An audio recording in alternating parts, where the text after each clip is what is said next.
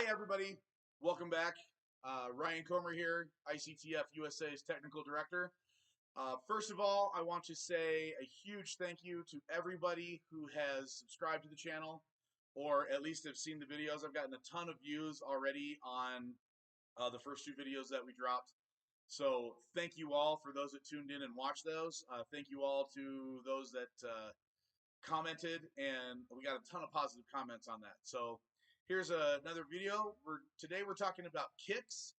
Um, Leave some comments in the comments for me because I'm thinking of, as I'm going through this testing criteria, I'm doing a video on every piece of the test. So if I do that, it's going to take a long time before getting to like green belt, blue belt, advanced rank. So what I was thinking of doing was doing like a basic video every week and an advanced video every week. So every week we're getting some content from those blue belt tests, from those green belt tests, and also those other another video content from the beginner test as well.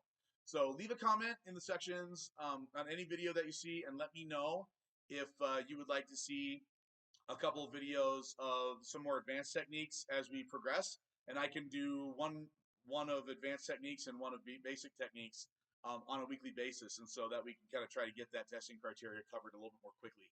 But again, thank you all for everyone who has had some positive feedback and everyone who's been tuning in. I hope these videos have been helpful.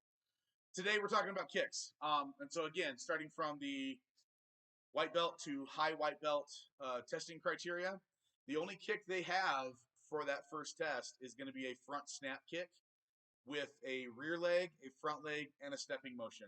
So that's the kick we're going to cover today. We might jump ahead and add a little bit of the side piercing kick today as well, and that will cover one of the requirements for the testing between high white belt and yellow belt, which is the first full color that they do.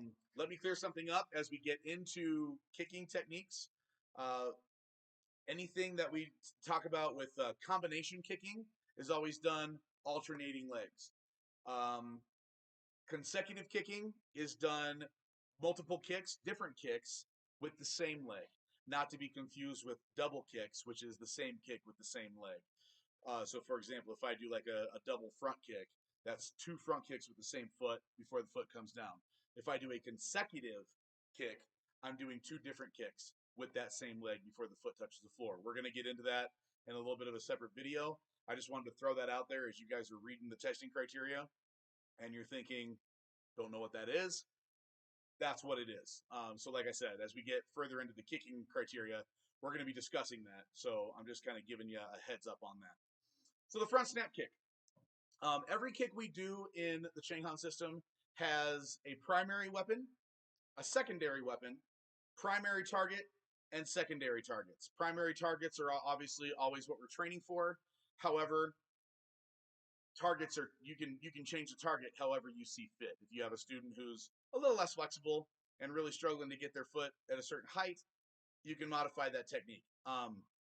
If you're struggling to let them understand, hey, like in self-defense situations, a front snap kick can be to the kneecap, to the groin, solar plexus, abdomen. For front snap kicks, you'll hear me talk about this later. I wouldn't go higher than that, and I'll explain later why a little bit later. So I have my mat here. This is going to be my target mat. I'm just going to kind of demonstrate some kicks on that today.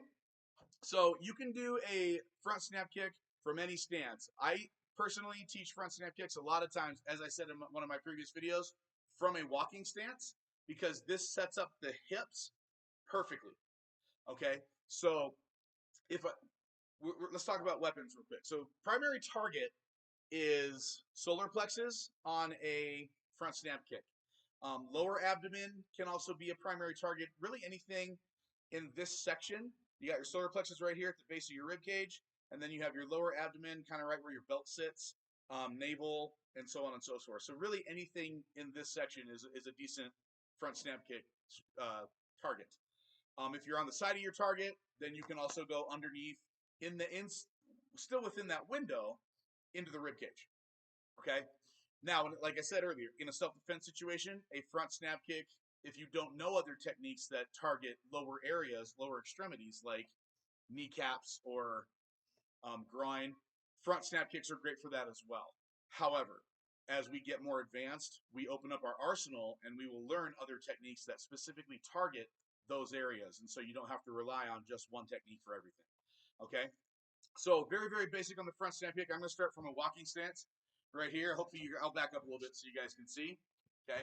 I'm a little stiff. I haven't quite stretched yet, so please bear with me.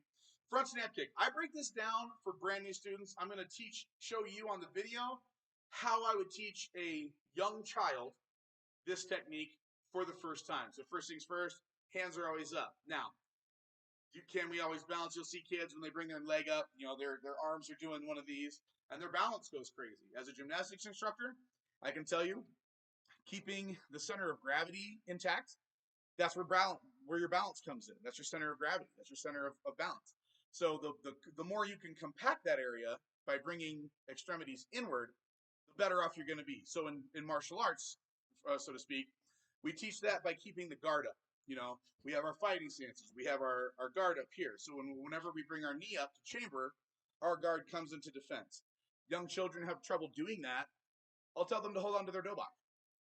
So we'll go right from here. I'll have them chamber their leg and just practice keeping their hands here. That way their elbows can't really flail, their arms are stuck. Okay? And then I break this down into 4 different counts.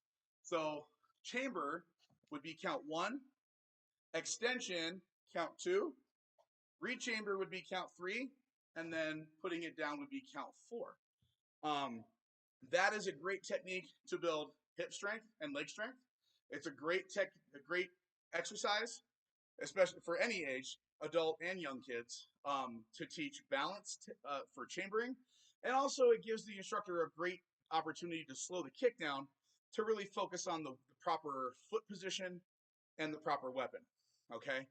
Weapon, as I went into this discussion a minute ago and I started talking about targets. The primary weapon for a front snap kick is the ball of the foot. Some kicks have a primary and secondary weapon.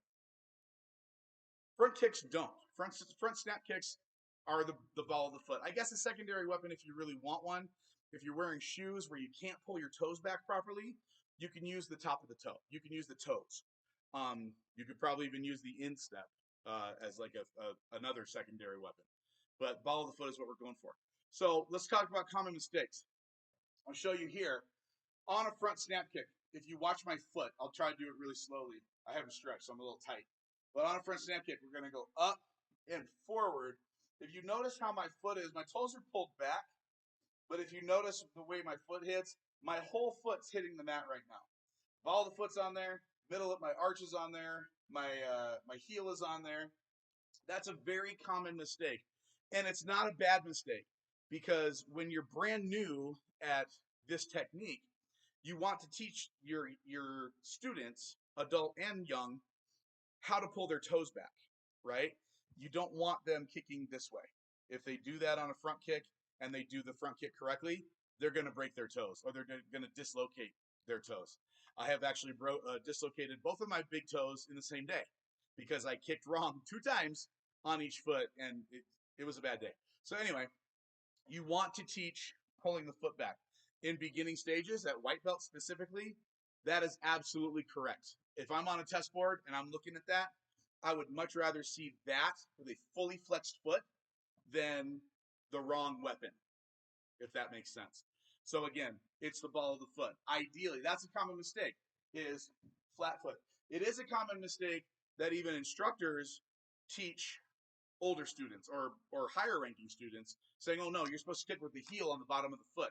That's not a front snap kick. Front snap kick's here with the ball of the foot. Now, let's talk ideal situation. Ideally, the weapon on a front snap kick, as we talk about, is the ball of the foot. Therefore, I might move over to this target so you guys can see a little bit better. Hopefully you can see. But if you notice my foot position when I kick, my heel is off the target. My toes are still pulled back. I'm hitting with the ball of my foot. My foot's not flat. There's a difference. There it is, flat. I want my ankle locked. So if I turn, getting away from the green mat, and I get a little closer to the camera, right? If you see my foot position on my chamber, that's the foot position when we extend the kick. Ankle is locked, toes are pulled back, the ball of the foot is out there. That's equivalent to a punch versus an open-handed slap. Okay? If I'm going to hit flat-footed, it's the equivalent to if I was using my hands, that versus that. Okay? So, ideally, as they get older, as they train, as they get more flexible, you want that ankle to lock down here so there's no movement. That way the ankle is supported. Ankle is supported, no movement there, versus a flex foot where even here, if there's really flexible, the impact of the target could still push their foot back further, and they might end up jamming an ankle and hurting themselves. So ideally, before they start hitting targets, a fully flexed foot is fine. But angling the ankle down, locking the ankle is ideal. So again, we're trying to hit the smallest target that we can with the smallest weapon that we can. A smaller weapon concentrates the power. Let me say that again. Smaller weapon concentrates the power, which means, again, if you slap, your hand is a wider surface area. If you kick flat-footed, your foot is a wider surface area. So all of that energy is dispersed over a wider area versus a punch or a locked ankle on a front or a locked ankle on the front snap kick. All of that energy now is compressed into a smaller target, into a smaller weapon. Excuse me. Small targets, yes. Solar plexus are a small target, but all of that energy is compressed into a smaller weapon, therefore concentrating the energy distribution from that weapon, therefore making it more powerful and making the impact much, much greater from the technique.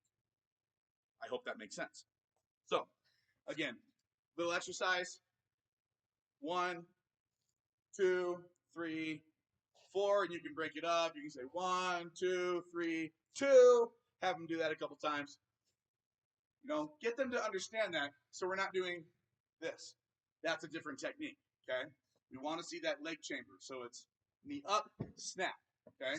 Call the snap kick because it snaps back. We don't just leave it here, okay? When we kick, we don't leave it there. It's a snap. So if I turn sideways to the camera, watch my foot, no target. Again, I'm trying to slow down a little bit. Knee up, kick, and then that snap back is where more power happens. So if we go here and stick, we can hit hard, but it's much greater force if we snap back. Rechamber. Rechambering also sets us up for a second kick. It also gives you an opportunity to work your balance again. If your students can snap, rechamber, and keep that balance there, that means their balance is actually pretty good. Okay, so that's a great gauge of their balance. Okay, now we do front leg. So if we're in an L stance here, this is a left L stance. We can go front leg, front snap kick.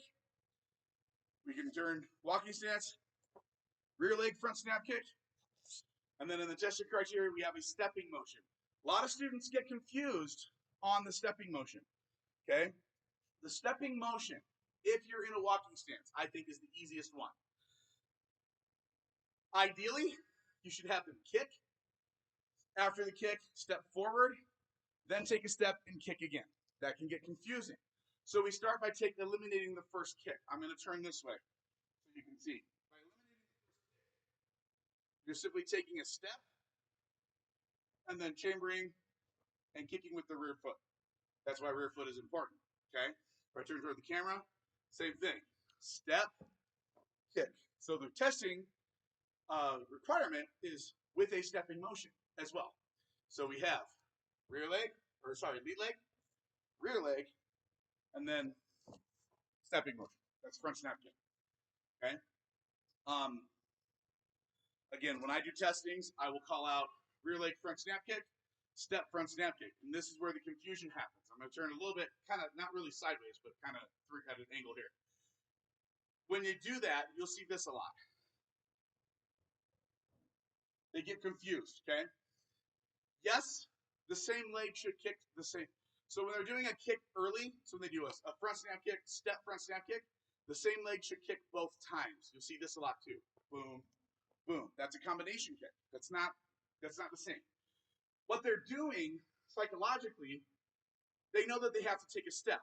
So what they're doing is when that foot comes down in front, they think that's the step. That's not the step. That's the kick coming down. Then take a step, kick again, same foot.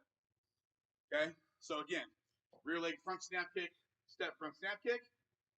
Here, step here. Okay? And you can explain it to your students any way you like. If you feel comfortable saying step, step, if they're not quite getting it, that's fine. Whatever gets that idea across. Okay?